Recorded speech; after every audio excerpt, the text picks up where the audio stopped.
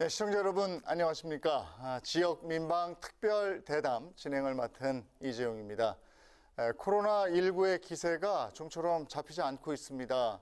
코로나로 바뀐 일상의 모습이 한둘이 아니죠. 비대면 이런 말은 더 이상 낯설지 않고요. 거리두기, 자가격리 이런 것은 이제 예의가 됐습니다. 재택근무, 사이버 수업, 원격 진료 등등등 해서 우리 생활의 거의 모든 면에서 변화를 맞고 있습니다. 전문가들은 포스트 코로나가 아닌 위드 코로나, 위험이 일상화된 시대를 준비해야 된다, 이렇게 얘기들을 하고 있습니다. 우리가 추구하고 있는 지역 균형 발전에도 코로나는 유형, 무형의 영향을 분명히 미치고 있는데요. 전국 9개 민영방송과 국회방송, KTV와 함께하는 특별 대담. 오늘은 코로나19가 가져온 변화 속에 지역 균형 발전은 어떤 준비를 해야 할지, 이런 얘기를 심도 깊게 나눠보도록 하겠습니다.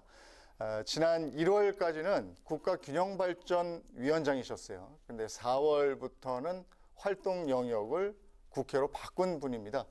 더불어민주당 송재호 의원 이 자리에 모시고 얘기 같이 나누겠습니다. 어서 오세요. 예, 불러줘서 감사합니다. 반갑습니다. 예, 그리고 한 분 더 모셨는데요. TJB 대전방송 김성민 서울방송센터장 함께합니다. 어서 오세요. 안녕하십니까. 예, 이 두 분과 함께 얘기를 나누도록 하겠습니다. 송재호 의원이세요? 예, 이제는 의원이 됐습니다. 국회의원. 예. 어떠십니까? 우선 낯설지요. 한 번도 생각을 해본 적이 없는데. 예. 상임위 정해졌던가요? 예, 상임위는 정무위원회에 배속이 돼서. 균형발전위원장이면 상식적으로는 간사부처가 산업자원, 중소기업벤처 쪽인데, 오히려 정무위에 배속이 돼서 왜 그러나 했는데 가만히 생각해보니 또 그게 맞아요. 왜냐하면 균형발전이 이제 총리실 차원에서 국무조정이 굉장히 필요한 영역이고, 다 아시다시피 지역에 돈이 돌아야 되기 때문에 금융과 공정거래 영역이 매우 소중해서 오히려 지원 역할을 할 수 있겠구나 해서 다행스럽게 생각하고 있습니다. 정무위에서 김태년 대표께서 더 해안이 깊으셨어요. 정무위에서 맹활약 기대하겠습니다. 예, 고맙습니다. 열심히 하겠습니다. 국회의원 출마를 결심하게 된 특별한 동기가 있습니까? 특별한 동기는 없고요. 꿈에도 몰랐죠. 왜냐하면 제가 작년 8월 15일에 임기가 끝인데 대통령께서 이제 연임을 시키시길래 이게 무슨 중요한 임무가 있나 보다. 예를 들면 공공기관 이전 같은 것도 있고 대통령께서 관심 가진 여러 영역이 있어서 교육도 그렇고 거점대학 그런가 보다 했는데 거꾸로 이게 출마를 와서 어쨌든 균형발전위원장이니까 대통령이 제가 없이는 출마를 못하는 거 아니겠습니까? 근데 제가 하셨으니 또 출마를 하라는 뜻이기도 해서 왜 하나 했더니 제가 사실 전략공천으로 그냥 전략공천이라는 건 이제 당의 필요에 의해서 가라는 거니까 당이 왜 필요한가 했더니 균형발전 이게 굉장히 미흡한 거를 민주당도 굉장히 시급하고 중요한 주제로 인식하고 있습니다. 그래서 이 부분에 대해서 좀 21대 국회는 좀 새롭게 또 제도적으로 뒷받침을 하지 않는 그런 당 지도부의 생각이 아마 반영이 된 것 같고요. 전략공천을 받으셨지만 선거 기간 동안에는 굉장히 힘드셨죠? 어떻습니까? 저는 사실은 전략공천을 받아서 제주도를 지역구인 제주갑에 갔는데 강창일 의원이 이제 사선으로 5의원이 빈 지역을 전략공천한다는 원칙에 따라서 갔는데 선거운동은 사실 40일밖에 못해서 떨어지는 줄 알았죠. 그러니까 노심초사 힘들다 인식할 겨를도 없었습니다. 그런데 아주 운 좋게 돼서 이렇게 균형 발전을 하라는 소명으로 알고 있습니다. 다시 한번 당선 축하드립니다. 아유, 감사합니다. 그러니까 지난해 국회에서 열린 토론회에서 가장 많이 참석하신 분이 앞에 계신 그 송재호 의원님, 당시에는 이제 국가균형발전위원장이셨는데요. 그 국가균형발전위원회는 아무래도 국가 전체의 균형을 조율하는 곳이고 지역구 국회는 그 지역의 현안에 집중하게 됩니다. 아무래도 업무와 역할, 범위가 좀 다를 수밖에 없겠죠. 어떻게 보시나요?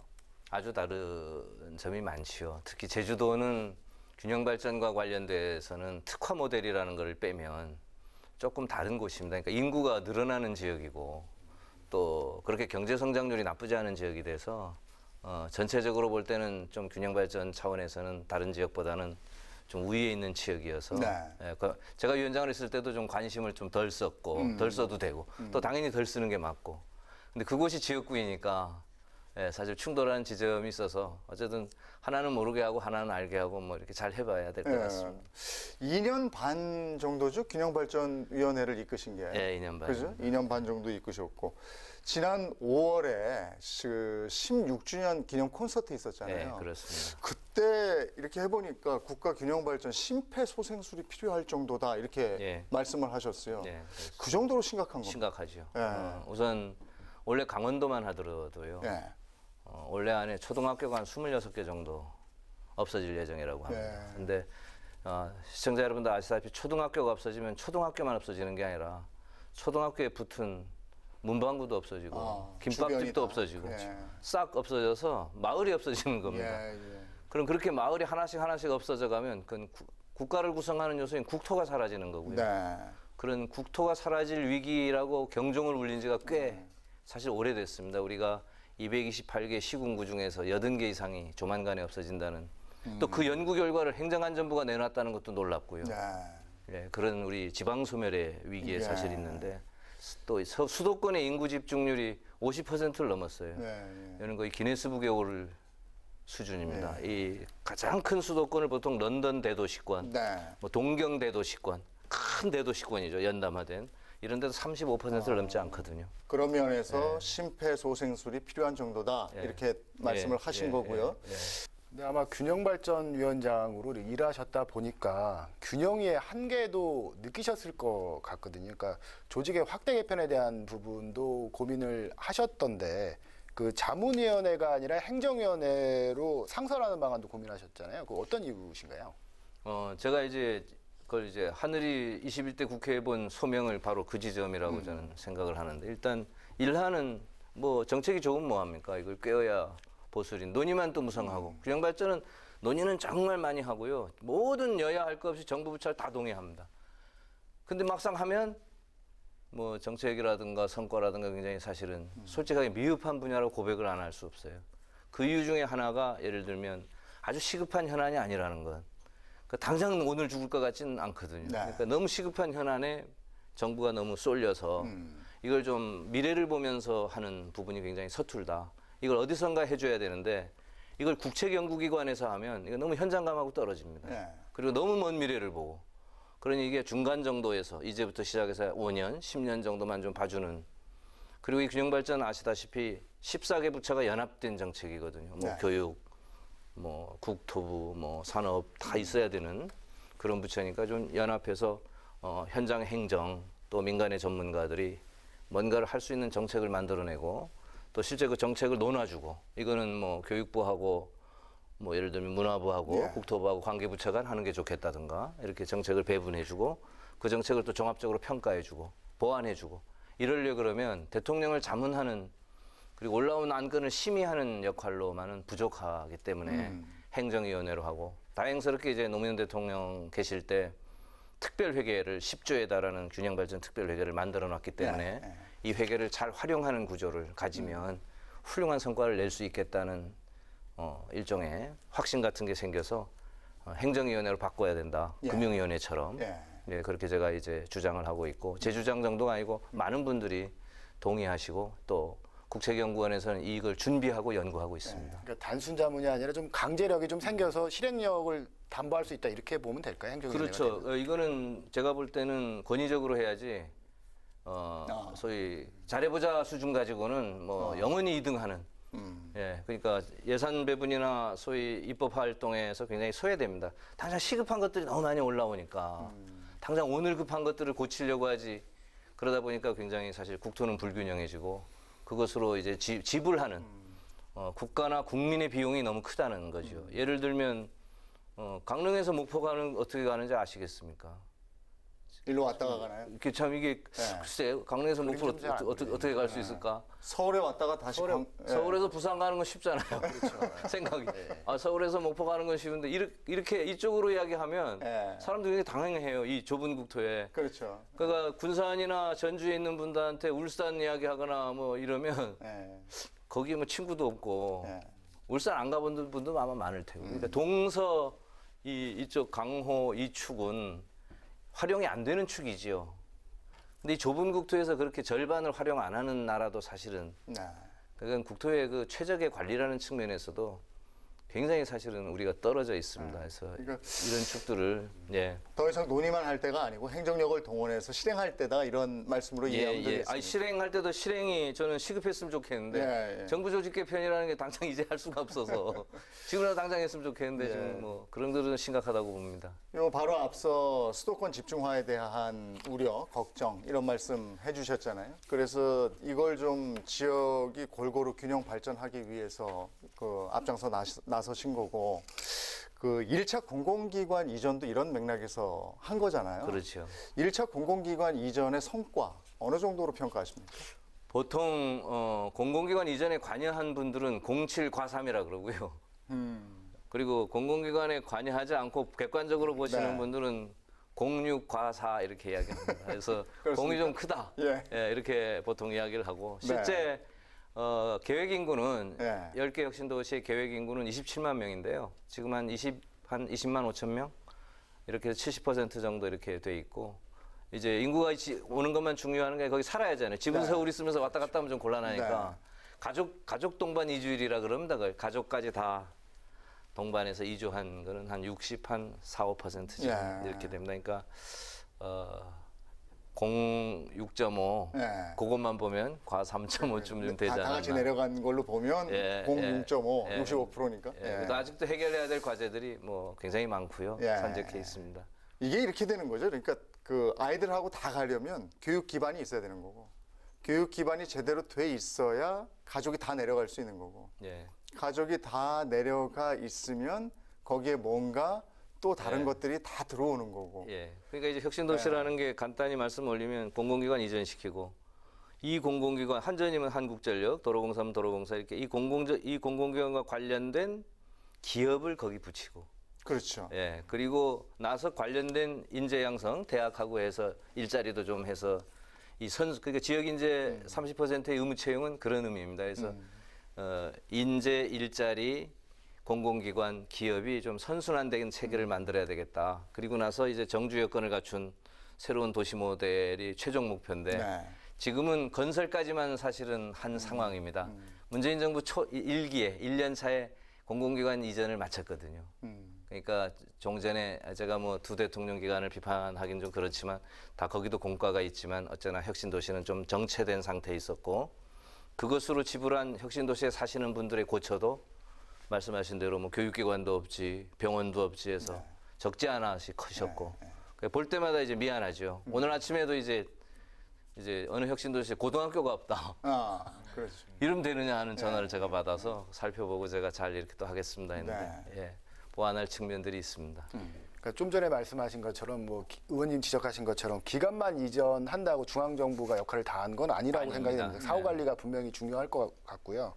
그러면 그 이전 기간이 지역에 뿌리 내릴 수 있도록 사후 관리에 이제 앞으로도 좀 더 중점을 둬야 될 건데 아까 좀 전에 이제 교육 문제 언급을 하셨지만 어떤 부분이 좀 더 필요하다고 보시나요? 어쨌든 기업이 많이 와야 되는데 지금은 통계상으로는 한 1,700개 정도가 10개 혁신도시에 있는데 골고루 170개씩 있는 게 아니라 이것도 또 집중 현상을 보입니다. 예를 들면 한국전력 같은 광주 전남 혁신도시에는 상대적으로 많이 가 있고 또 제가 이 자리에서 말씀을 이렇게 탁 드리면 거기 계신 분들이 서운할 수 있지만 또 사실 그러니까요. 뭐 진천 음성이나 김천 혁신도시는 상대적으로 좀 적어서 그런 높낮이를 좀 조정할 또 정주 여건도 갖추고 또 이렇게 할 필요가 있고요. 그럼 보완적 정책들이 앞으로 더 또 그것을 하기 위한 법적 기반은 또 이제는 건설에 관한 법률이 아니라 혁신도시 조성과 발전에 관한 법률로 해서 이 부분에 대한 뒷받침도 정부가 이렇게 하고 있고 또 추가 공공기관 이전도 필요하다면 또 하게 돼 있기 때문에 실행해야 된다고 또 보고 있습니다. 자, 지금 1차 공공기관 이전 실행이 됐던 부분에 대해서 얘기를 한번 나눠봤는데 점검할 겸해서 그렇다면 이제 2차 공공기관 이전 모든 지자체에 관심이 쏠리고 있습니다. 2차 공공기관 이전은 그러면 어떻게 해야 되고 어떻게 배분을 해야 되는가 이런 문제가 수면 위에 드러났어요. 어떻게 해야 될 것인가 어디에 포인트를 맞춰야 된다고 생각을 하십니까? 일단 이게 시급한 이유는요.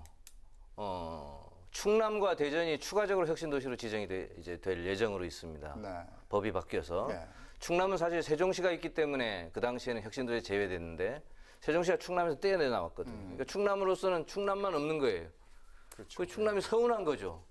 대전은 연구개발특구가 있다는 이유로 그 당시에 네. 혁신도시에 이제 띄워놨는데 대전도 우리도 없는데 그러면 우리 달랑 우리 하나만 없어서 되겠느냐 해서 지정의 근거를 마련을 했는데 혁신도시로 지정하려면 혁신도시에 지정을 해놓고 공공기관을 유치하는 게 아니라 공공기관이 가 있는 곳을 지정하는 겁니다. 그렇죠. 그러니까 충남과 대전은 이제 공공기관 유치 경쟁을 치열하게 벌이게 돼 수밖에 없고. 네. 그럼 다른 지자체는 이게 뭐야? 우리는 그럼 이게 뭐 공공기관이잖아. 우리가 스스로 해야 되나? 그럼 매우 혼란스러운 상황으로 우리가 갈 수 있기 때문에 제가 아까 서둘러 시급하게 네.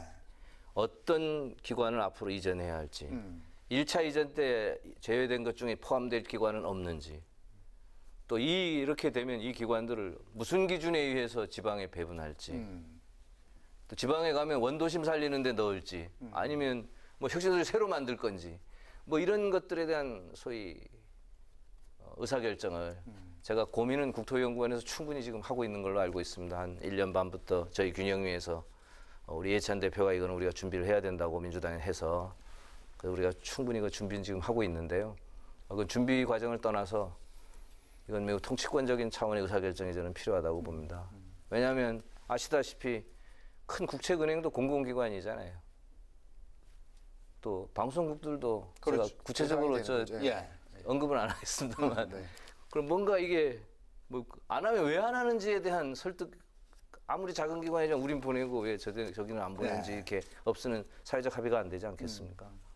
그런 부분에 대한 준비를 공론화 작업을 서둘러야 된다. 각 기관마다도 이해가 돼야 되고 지자체마다도 또 이해가 돼야 되고 이러네요. 그러네. 예, 예. 네. 그리고 협약이 돼야 되고요. 네, 네. 그러니까 방금 전에 언급하신 것처럼 공공기관 이전 놓고 지자체 간의 이해관계가 충돌할 수밖에 없는 그런 상황이 되는데요. 그러니까 결국에는 각 지자체별로 우리는 어느 기관 유치하겠다, 우리는 어느 기관 유치하겠다 이렇게 돌아가는 상황인데 보이지 않는 경쟁이 되거든요. 그러니까 지자체 간의 조율을 할 역할을 좀 어디서 맡아야 한다고 보시는 건가요? 그러니까 공공기관 이전과 관련돼 있는 집행부서는 국토부입니다. 이제는 그 이전 때와는 다른 거죠. 이전하기 시작했기 때문에 혁신도시를 만들었기 때문에 혁신도시를 지정하고 관리하고 조성하고 발전시키는 것은 국토부의 당연한 업무인데 네. 사실 아까 말씀드린 대로 이건 지자체 간 경쟁이 너무 치열하고 또 국민적 관심사가 또 이건 가는 공공기관도 이게 어디 가느냐 매우 중요해지는. 네. 그래서 일단 이걸 공론화하는 좀 부담 없이 좀 이게 여러 의견을 수렴하는 게 네. 좋겠다. 그래서 이 균형발전위원회에 대통령 직속 균형발전위원회에 어쨌든 청와대까지 보고도 가능하고 자문도 가능하기 때문에 이걸 다루는 특별위원회를 설치해서 거기서 일단 공론화 작업을 하고 또 우리 입법부에도 다행스럽게 제가 다행이라는 표현을 쓴 게 옳지 모르겠습니다만은 미래통합당에서 제일 먼저 균형발전특별위원회를 이게 국회에 빨리 만들어야 된다 제안을 하셔서 그럼 양당이 좀 합의해서 국회에 그런 특위를 만들어서 사실 논의를 지금 시작해도 늦은 거죠. 예. 사실은. 공론화에서 논의를 하면 그 논의가 분쟁이 될 수도 있고 지자체 간에 또 이해상충 때문에 또 여러 가지 문제가 생길 수도 있는데 이 점이 언제 확실히 마무리가 될까에 대한 의문도 사실 있거든요. 일정한 그 기준은 있을 수 있습니다. 논거만 일단 결정이 되면 예를 들어 전라북도 이러면 농업생명 쪽, 네. 농업, 생명 뭐 이런 쪽으로 이미 특화돼 있기 때문에 또 연기금이 가서 전북다운 무슨 금융도시를 만든다. 그러니까 연기금 기금운용본부는 좀 억울한 게 그런 거죠. 이야기를 들어보면 국책은행은 안 오고 왜 우리만 보냈는가 하는. 또 부산은 또 부산대로 금융중심지, 네. 나름대로 특화된 금융중심지에서 증권거래선 보내놓고 다른 거 아무것도 안 보내버리면 이게 또 왜 우리만 예? 또 외국계 은행들이 지금 오겠다는 데도 있거든요. 네. 좀 홍콩이 저러니 이거 이제 다른 데 좀 가고 싶은데 그런 것에 대한 싱가포르나 이런 데는 굉장히 특혜를 많이 주거든요. 그럼 그것에 대해서 우리는 어떤 특혜를 줄 수 있는지. 네.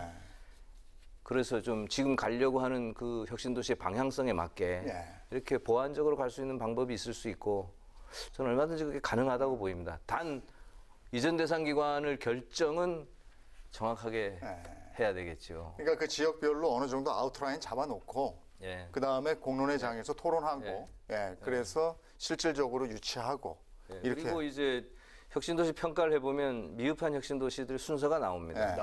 나오기도 하고 또 재정 자립도라든가 인구 증감률이라든가 뭐 경제 성장률 같은 걸 적용하면 14개 시도가 또 짧고 김이 있잖아요.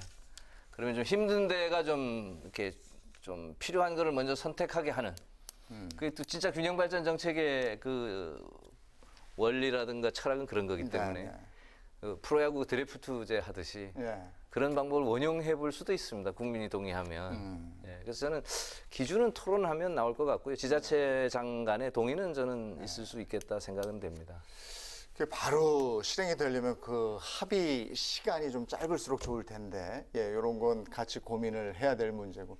아마 지난 4.15 총선에도 공공기관 이전이 뭐 공약으로 강조가 됐을 겁니다. 그래서 특히나 또 여당 압승으로 총선이 끝났기 때문에 이 부분에 대한 국민들의 기대도 있고 그렇습니다. 9개 지역 민방과 국회 방송 그리고 KTV가 공동으로 마련한 특별 대담 송재호 의원에게 듣는다. 전 국가균형발전위원장이었죠. 더불어민주당 송재호 의원과 함께 얘기 나누고 있습니다. 자, 예상치 못한 변수가 생겼습니다. 네. 바로 코로나19예요. 네. 균형 발전에도 코로나 변수가 분명히 존재를 할 텐데 의원님은 포스트 코로나에 대비해 스타트업에 주목하고 계시는 것으로 알고 있습니다. 예.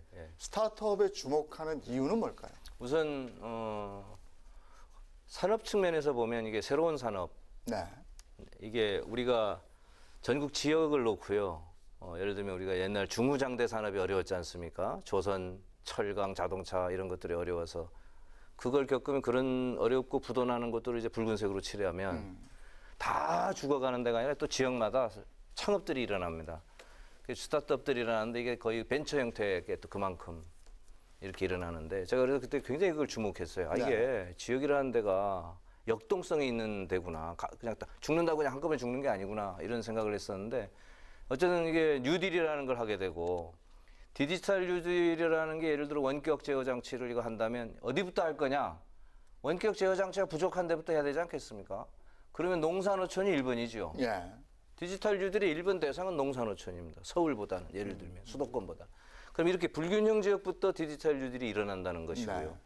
그린 뉴딜도 사실은 이게 자연과 생태를 다루는 뉴딜이기 때문에 도시보다는 농산어촌을 좀 지역부터 시작이 돼서 한국판 뉴딜의 이 다른 표현은 지역 뉴딜입니다. 네.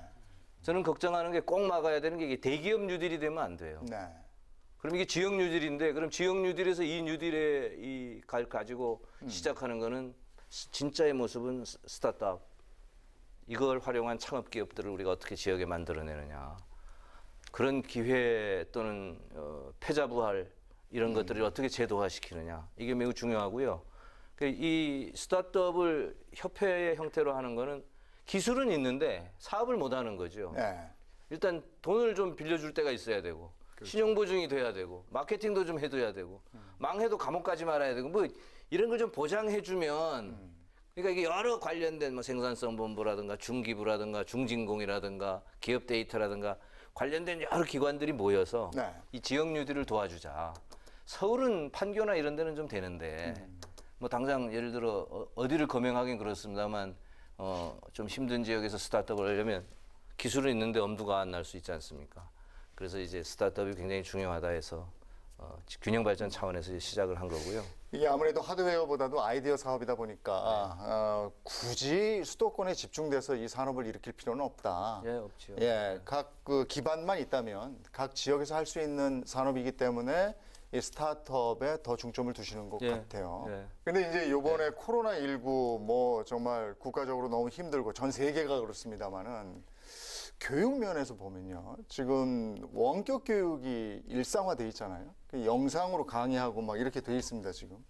그래서 지역에서도 그 강의를 양질의 강의를 들을 수 있는 이 시대가 어떻게 보면 지역에서 아이들을 교육할 수 있는 적기일 수도 있겠다라는 생각이 드는데 그런 부분에 대해서는 어떻게 생각하십니까? 그러면 이게 어쨌든 지역의 입장에서는 중요한 변화의 전기로 이걸 활용을 해야 되고요. 그런 측면에서 교육부가 굉장히 중대한 사업을 하고 있습니다. 원래부터 기재부하고 협의를 해서 균형위가 좀 뒷받침을 하고 있고요.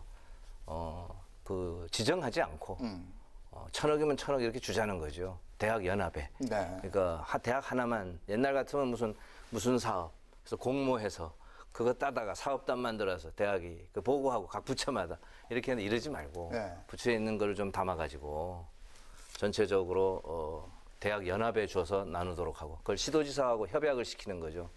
그럼 시도의 발전 방향에 맞게 디지털이면 디지털 유대를 우리는 어떤 식으로 하겠다. 교육을 특색 있게 이렇게 해서 하고 학교 간 학점도 디지털 시대가 되면 꼭 제주대학교 학생이 제주대학에 받을 필요 없잖아요.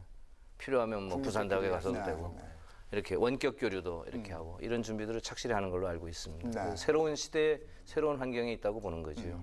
그러니까 말 그대로 이제 겪어보지 않는 세상이 펼쳐질 거라고 보는데 코로나 때문에 그럼 지금 의원님 말씀하신 걸 종합해 보면 코로나 사태가 물론 현재는 지금 위기지만 앞으로는 기회일 수도 있다 이렇게 느껴지거든요. 그러니까 지역 발전에도 분명히 좀 도움이 될 것 같은데 변화를 좀 더 좀 예측할 수 있던 부분이 있다면 어떤 게 있을까요? 그니 이게 이 변화가 조금 일상화 우리가 되려고 하면 이게 되려면 여러 가지 사실 제도적 뒷받침이 없으면 안 됩니다. 예를 들면 캠퍼스라는 걸 우리가 종전의 캠퍼스로 생각하면 안 되죠. 네. 이제는 개념이 달라지는 이거 거예요. 완전히 새로운 예. 그러니까 이제 걱정이 이 새로운 캠퍼스를 아무도 정확하게 그려내지 못하는 거예요. 예. 이게 어떤 캠퍼스일까에 대해서. 근데 이제 분명한 거는 이제 거리의 장벽이 없어진 캠퍼스고 사회적 거리를 둔다는 이야기는 역으로 이야기하면 거리의 장벽을 없앤다는 거리의 장벽을 없애고 소통하는 거 아니겠습니까? 재택근무도 예를 들면 중요한 예고 그러면 예를 들어 회사들이 재택근무를 활성화하기 위해서 여러 개의 지점을 둔다는 거 아닙니까? 뭐 그러니까 동대문 그 생활 공간에 가까운 곳에 그냥 그 사무실 하나 두고 예. 당신은 거기 가서 뭐 일하고 보고하시오 이런 개념이라고 그러더라고요. 예. 요즘은. 예. 학교도 저는 그렇게 되리라고 예. 보고 유사한 대학끼리 유사한 학과끼리는 학점 교류를 하면 예를 들어서 제가 뭐 굉장히 죄송한 말입니다만 이런 감염병이 유행을 해서 A 지역이 굉장히 심각하면 그 A 지역에 있어서 감염병에 걸리지 않고 안전한 사람은 B 지역으로 이동해서 수업을 받을 수 있는 거죠. 그런 걸 여는 시대가 될 거라고 생각을 해서 대학으로서 보면 위기와 기회가 상존을 하고 있다고 보고요. 그 디지털 유도를 통해서 그런 부분들이 저는 해결해야 되겠다는 게 정부의 생각이고 방침이라고 봅니다. 네. 지역 유들의 개념에서. 걱정스러운 지점도 있습니다. 이게 선생님 말씀들을 들어보면 종전에는 좀 인간다운 이 정의 이야기도 좀 하고 얼굴을 보면 출석부도 불러서 이렇게 이름도 외우고 이랬는데 이제는 PT를 가지고 이게 원격제를 해놓으니까 이렇게 공식화된 말만 할 수밖에 없고 종전에 100분 할 거 이제는 한 30분이면 한다. 그래서 그런 것들이 가져오는 소위 옛날의 전 종전의 인간관계는 뭐 사제지간이라든가 이런 개념들은 상당히 없어질 것 같다. 그래서 그게 또 어떤 사회를 가져올지에 대해서 우리가 주로 이제 교육이. 정 뭐 이런 거 얘기하는데 그런 부분에서는 많이 그죠? 디지털 교육의 개념으로 가면 이거는 매우 열린 세계 대학입니다. 전 세계죠. 점점 그렇게 가는 거지요. 그래서 이게 가져올 수 있는 새로운 세계화 또 저는 교육을 중심으로 이루어질 것이라고 보고 저는 매우 중요하다고 생각을 합니다. 가족 전체가 그 이전하는 문제에서 제일 먼저 생각하는 게 아이들 교육이기 때문에 코로나19 이후에 아이들의 교육 형태에 대한 얘기를 한번 지금 나눠봤어요. 많은 변화가 있을 것으로 예측이 됩니다. 이제 기업 한번 가볼까요? 그러니까 기업들이 해외로 그동안 많이 나갔었는데 코로나19 이후에 이제 다시 돌아온단 말이죠. 우리가 이걸 가지고 리쇼링이라고 얘기를 하는데 글쎄 이렇게 돌아올 때 다시 수도권으로 돌아오지 말고 그러니까 내가 좀 가서 유리한 지역으로 좀 가면 어떨까? 이런 부분을 좀 도와주고 그렇게 유치를 하면 되는 거 아닌가 이런 생각이 들거든요. 어떻게 생각하시는지? 뭐 이론적으로나 당위적으로는 당연한 이야기인데 기업의 이야기에는 두 가지를 해결해 주지 않으면 어렵다고 합니다. 이제 하나는 인력 조달을 해줘야 된다. 다 서울에 있는데 사람이 없는데 이걸 어떻게 하면 좋으냐 하는. 사람 자체가 수도권에 모여 있다. 그래서 우리도 수도권에 갈 수밖에 없는 부분이 있는 거다 하는 게 이제 기업. 두 번째는 금융을 활용하기가 지역에서 용이치 않다. 그래서 지역 금융을 활성화해줘야 되지 않느냐. 그 예를 들면 우리가 강원은행, 경남은행, 부산은행 다 있지만 이게 꼭 부산 발전에만 기여하는 종합금융회사로 보기 어렵잖아요 지금. 그 정말 지역에 그 은행에서 그냥 뭐 신용을 보증해주면 그냥 가는 걸로 해야지 꼭 뭐 국책은행에 2차 보증을 받으라고 한다든가 해서 되겠느냐. 금융과 인력 관계를 해결하면 인센티브를 좀 지역에 간다 이렇게 이야기합니다. 그래서 그 부분에 대한 고민이 선행돼야 될 것 같고요. 그 수도권에 이제 수도권에 온다는 걸 그러니까 저도 이제 이해되는 게 균형발전위원장이 이런 말 하면 안 되지만 수도권 당연히 억제해야 되지만 수도권 억제 정책 범위에서 이 인센티브를 주고 싶은 게 오는 걸 막을 수가 없잖아요. 우리 입장에서도 돌아오게 해야 되거든요. 고용을 만들어야 되고.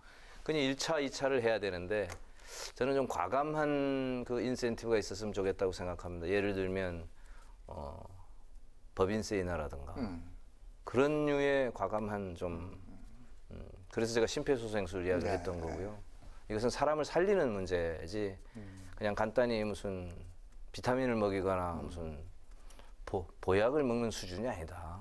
그러려면 외과 수술이 필요한 거고 그렇게 하려면 정말로 과감한 어떤 분은 어떤 학자는 심지어 상속세를 폐지해 준다 그러면 큰 기업이 지역에 가지 않겠냐 할 정도로 그런 정말 획기적인 발상의 전환이 필요하고 그것에 대한 국민적 동의가 저는 필요한데 그렇게 생각합니다. 그러면 지금 말씀은 코로나19 때 국가가 긴급 재난지원금을 전 국민에게 했듯이 기업을 하겠다. 그래서 각 지역으로 내가 한번 갈 의사가 있다 하면 전폭적으로 한번 지원해 줘 봐라. 그렇죠. 예.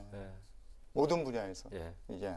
그렇지 않으면 기본소득 이야기도 하고 전 국민 고용보험을 이야기하는 지금 상황인데 그 뭐 그렇게 해주지 않고는 어쨌든 이 지금까지 저도 이제 안타까운 게 저도 잘 안 바뀝니다. 근데 어쨌든 생각 자체를 180도 바꿔야 되는 세상이 오는 거구나 하는 느낌만은 지울 수가 없는 거죠. 균형 발전도 그렇게 가야 되겠다는 생각이 있는 거고요. 또 뭐 제가 그 대학을 나온 분들한테는 죄송합니다만 인류대학도 좀 나누고. 예. 폐지라고 그 마크롱은 에나라고 하는 프랑스 국립행정대학원을 스트라스부르크라는 우리로 치면은 저 강릉쯤에 갔다가 독일 국경에다가 이전해서 그다음에 전 프랑스 국민들이 반대할 때 이전해서 거기가 성공했거든요. 스트라스부르크에 유럽의회도 있고 이제 균형 발전 차원에서 굉장히 잘 됐단 말이에요. 지금 마크롱은 그 엔화를 폐지한다는 거 아닙니까? 학교를 없애버려야 되겠다. 프랑스의 균형 발전과 사회적 연대를 위해서. 그래서 프랑스가 보통 균형 발전을 잘하는 나라라고 우리가 이야기하거든요. 저희 위원하고도 전에 그 업무 협력을 했습니다만 우리도 그런 의미에서 뭐 연고대, 서울대도 좀 지방으로 이전하는 것도 좀 아니면 좀 획기적으로 검토를 해야지 않냐. 획기적 인센티브를 주는 거죠. 강제적으로 하지 않더라도. 일반적인 상식을 뛰어넘는 수준의 심폐소생술을 말씀하시는 거예요. 저는 뭐 그러면 뭐 굳이 뭐 안 갈 것 같지는 않은데요. 네. 근데 이제 해외 복귀 기업 리쇼어링 문제를 좀 얘기를 해보면 수도권하고 비수도권하고 좀 갈리는 것 같은데요. 정부 정책 보면은 그러니까 수도권 공장 총량제 범위 내에서는 물론 단서는 달았지만 수도권 뭐 우선 배정 얘기도 나오고요. 뭐 보조금도 지급하겠다 이런 얘기 나오니까 지역에서는 반발할 수밖에 없는 이유인 거고요. 그러니까 포커스가 안 그래도 저기 인구가 절반인 수도권이 차지를 했는데 너무 리쇼어링 정책도 수도권에만 이제 초점을 맞춘 게 아닌가 이런 지역의 반발도 크거든요. 이 부분에 대해서 좀 어떻게 보시나요? 지역의 반발이 사실은 더 커야 됩니다. 그렇잖아요. 근데 이게 그 정부도 보조금 더 주는 수준이에요. 한 10%인가 20%가 더 주죠. 그 정도 수준에서는 리쇼어링에서 돌아오는 기업이 못 간다는 거 아닙니까? 두 줄기가 우리의 생사를 좌우하는 건데 하나가 소위 말하면 직원, 인력이고 인간이 일을 하나가 금융인데 이 두 개를 지역이 보장이 되지 않으면 돌아와서 망할 수는 없지 않냐 이 소리인데 그렇게 심각하게 이야기를 하면 거기 가기 싫은 게 아니다. 그럼 그 조건을 만들어줘야 되는데 정부가 그 조건이 지금 당장 갖춰지지 않기 때문에 그 조건은 사실은 매우 중기적인 정책을 통해서 뒷받침이 돼야 되는 것이고 그걸 이제라도 빨리 서둘러야 된다는 말이고요. 그것에도 불구하고 가야 되겠다고 결심할 만한 과감한 인센티브를 저는 줘야 된다고 생각합니다. 그렇게 지자체에 들어오는 기업에 과감한 인센티브를 준다면 수도권에서는 또 역차별이라고 하지 않겠습니까? 저는 재미있는 게 이렇게 지역을 좀 균형 발전시켜 공공기관을 추가 이전하고 이런 부분 어떻게 생각하십니까? 서울 시민에게 물어보면 찬성이 훨씬 많습니다. 서울 시민이 더 많다고. 서울이 좀 비었으면 좋겠다는. 서울의 뭐 부동산 정책에 사실 이 모든 우리가 다 쓰잖아요. 27개인가 누군가 어저께 27가지인가 써서 이제 더 써야 부동산 된다고 정책 그러는데 21개가 21개입니까? 21개입니까? 이게 사실 핵심이 뭐겠습니까? 이게 몰려서 그런 거예요. 기본적으로. 그러니까 이 분산 안 시키면 이 정책에 사실은 뭐 어떻게 해볼. 또 수도권 시민들도 힘든 걸 아는 거죠. 그러니까 사실 이제 전국을 돌아다녀 보는 시대가 되니까 금요일날 제주도도 가보고 부산도 가보고 뭐 어디 전주도 가보고 이거 보면 야 이거 지방에 사는 것도 참 좋겠구나 하는 여기는 서울하고 좀 다르구나 하는 걸 느끼는데 다르죠, 아무래도.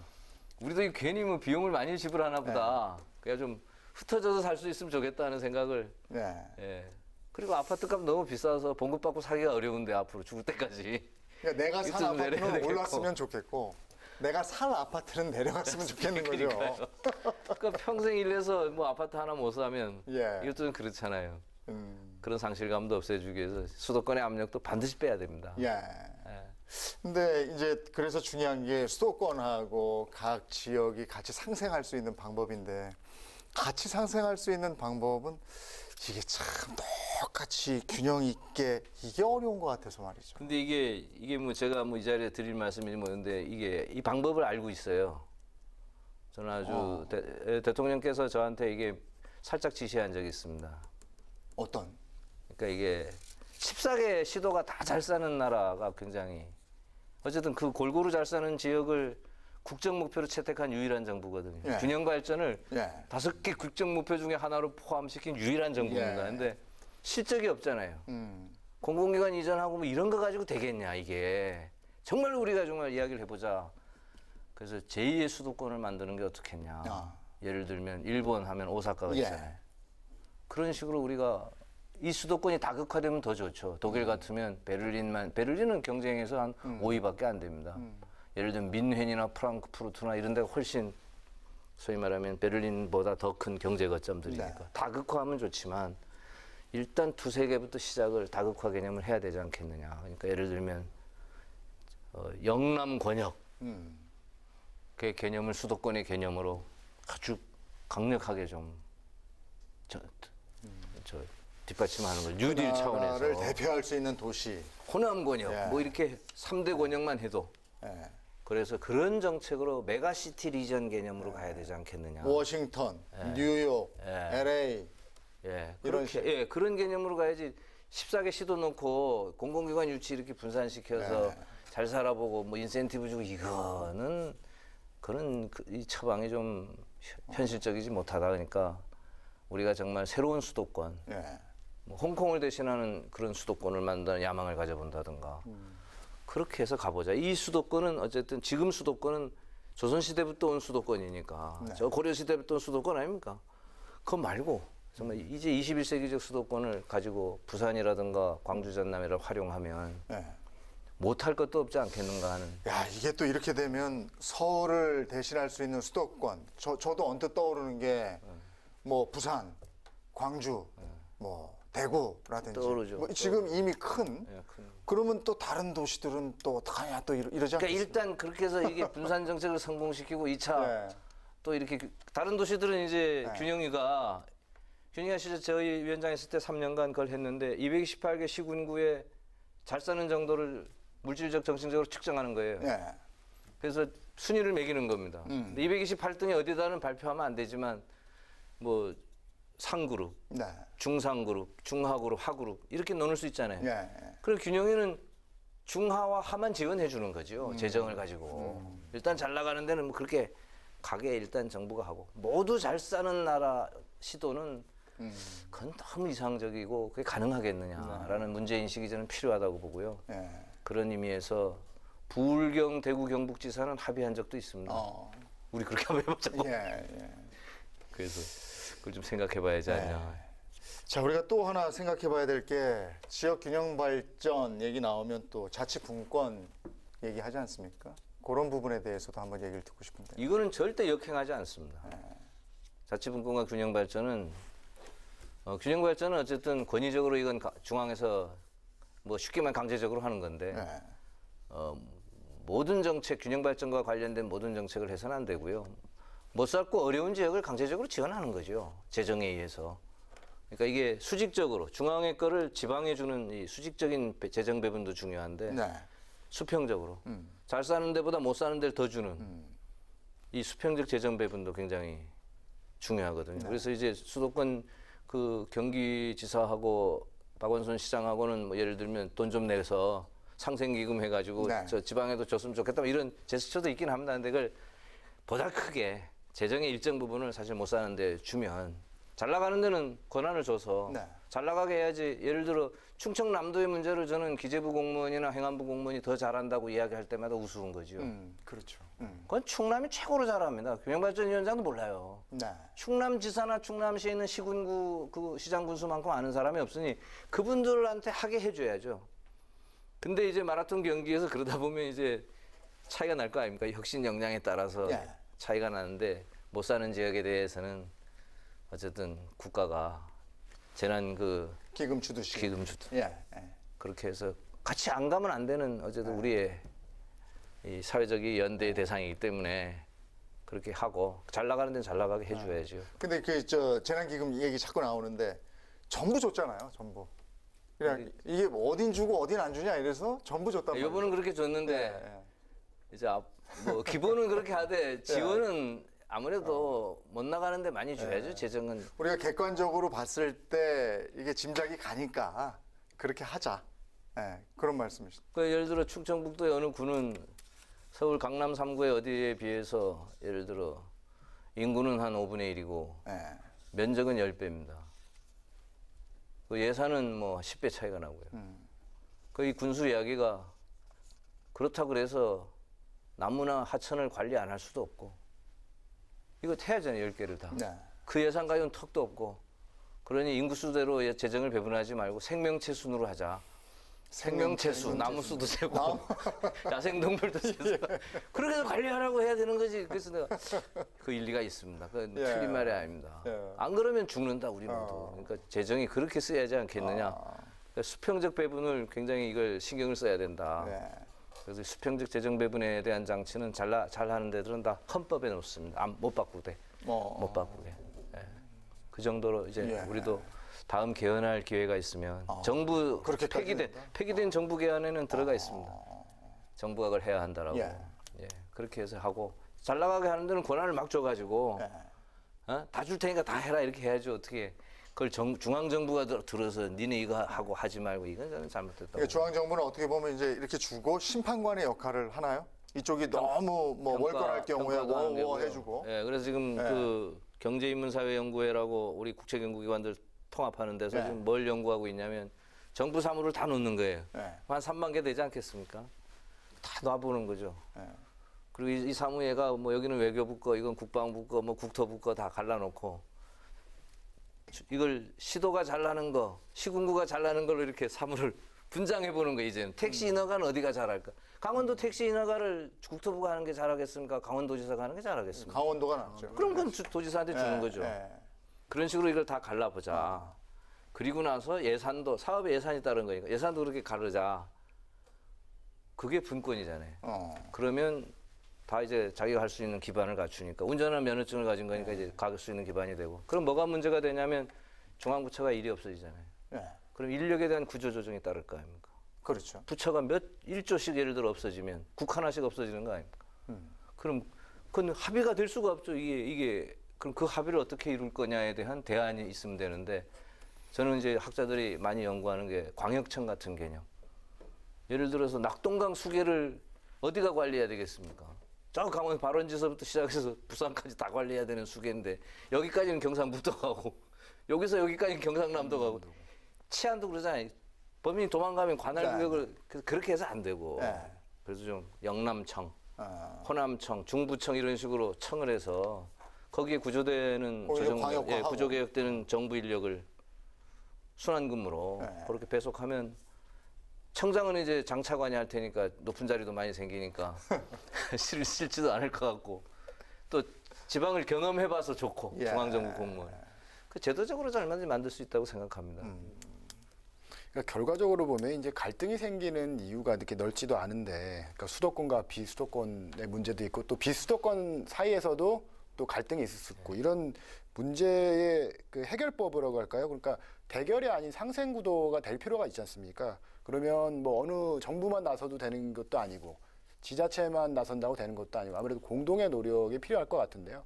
의원님께서는 좀 어떤 조언 제시하고 싶으신가요? 그러니까 저도 이제 의원이 됐으니까 또 솔직하게 이야기를 하면 균형위원장 할 때 말을 못해요.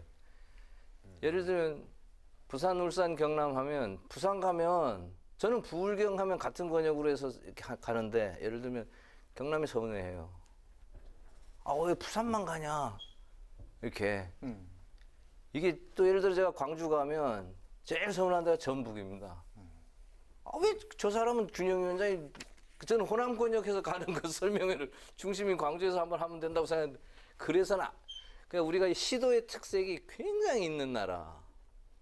저는 또 그 특색을 그렇게 있다면 저는 그 특색을 좀 살리는 게 좋겠고 다만 권역 간 협의체 그게 광역청이 됐든 메가시티가 됐든 우리가 그런 사실은 그건 행정이 아니라 경제적으로 핏줄을 엮어놓으면 되는 거니까 네. 안전관리나 이런 걸 통해서 제도적으로 좀 만들었으면 좋겠습니다. 자, 지금 뭐 여러 가지 제안도 해주셨고 여러 가지 보완 대책, 코로나19 이후에 달라지는 삶에 대한 얘기까지 쭉 한번 말씀을 해주셨습니다. 근데 지금 활동 부대가 달라지셨단 말이에요. 국회란 말이죠. 예. 그래서 어떻게 보면 더 큰 틀에서 큰 역할을 해주실 수 있을 것 같은데 앞으로 여러 가지 활동도 계획을 하고 계실 거예요. 네. 마무리하면서 이런 건 내가 여기 국회에서 더 이루고 싶은 내용입니다 하는 게 있으면 우리 시청자 여러분들께 한 말씀 해주셨으면 좋겠습니다. 네, 정말 다행스러운 게 지금 국회가 입법과 예산인데요. 제도와 예산을 통해서 뒷받침하는데 기초자치단체장, 기초의원 출신이 43명입니다. 민주당. 네.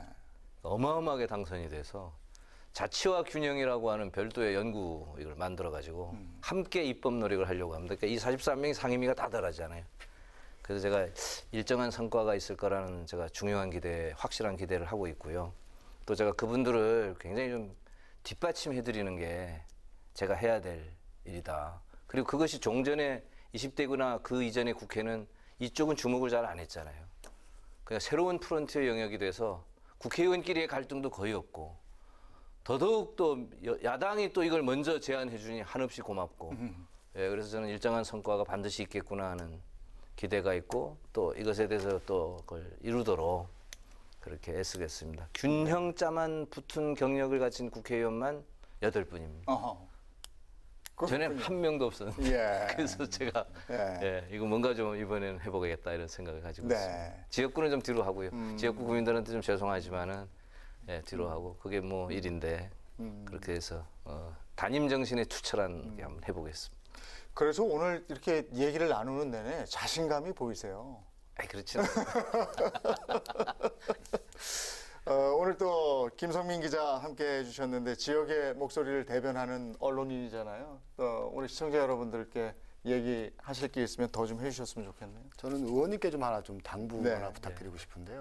그러니까 지역의 입장에서 좀 지역의 목소리를 좀 대변해 달라는 부탁을 드리고 싶고, 그러니까 수도권에 계신 분들은 비수도권이 뭐가 문제인지 어떤 부분이 목말라 있는지를 전혀 모릅니다. 그러니까 좀 수도권보다는 비수도권에 대한 입장을 좀 대변해 주셨으면 좋겠고, 이왕이면 정책을 사실 그게 그 10가지 손가락이 있다면 아픈 손가락에 더 정이 가는 게 그 당연지사고요. 그러니까 수도권보다는 비수도권이 아픈 손가락일 수밖에 없기 때문에 그런 문제 좀 해결해 주셨으면 좋겠다는 말씀을 드리고, 그러니까 균형 발전에 대한 감각을 갖고 계신 분이니까 뭐 그러니까 단순하게 그 아까 좋은 말씀 많이 해주셨는데 지역구만 대변하는 인물이 아니라 좀 수도권과 비수도권이 같이 잘 사는 좀 역할을 좀 해주셨으면 좋겠습니다. 네. 답변 좀 해도 됩니까? 네네 하십시오. 예. 어느 정치가가 저보고 사람을 볼 때 우리 지역구민인가 우리 지역구의 유권자인가 아닌가로 사람을 판가름한다 그러더라고요. 지역구의원이시니까. 예. 유권자하고 아닌 경우하고 태도와 모든 사고가 다르다. 사람이 그렇게 변한다. 그래서 이제 사실 그렇게 변해가는 저를 봅니다. 솔직하게. 근데 저는 이분이 균형 발전론자인가 아닌가를 앞으로 그 평가의 기준으로 삼아서 열심히 균형 발전을 대변하도록 하겠습니다. 그 아주 고마운 말씀이신데요. 그 당선 인터뷰에서도 그 얘기 하셨어요. 오늘도 그 얘기를 하셨습니다만 균형 발전의 뜻을 함께하는 의원들과 연구 모임을 만들어서 정책 협업에 나설 것이다. 이렇게 밝히셨단 말이죠. 예. 국회의원은 입법기관이잖아요. 그 균형 발전이 좀 더 구체화되지 않을까, 속도를 낼 수 있지 않을까 그런 기대도 해봅니다.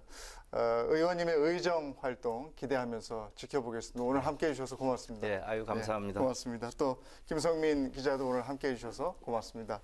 고생하셨습니다. 네.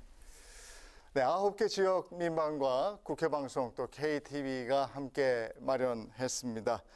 저희 지역 민방 특별 대담 송재호 의원에게 듣는다. 여러분과 함께 했습니다. 저는 다음 시간에 다시 인사드리도록 하겠습니다. 함께 해주신 시청자 여러분 대단히 고맙습니다.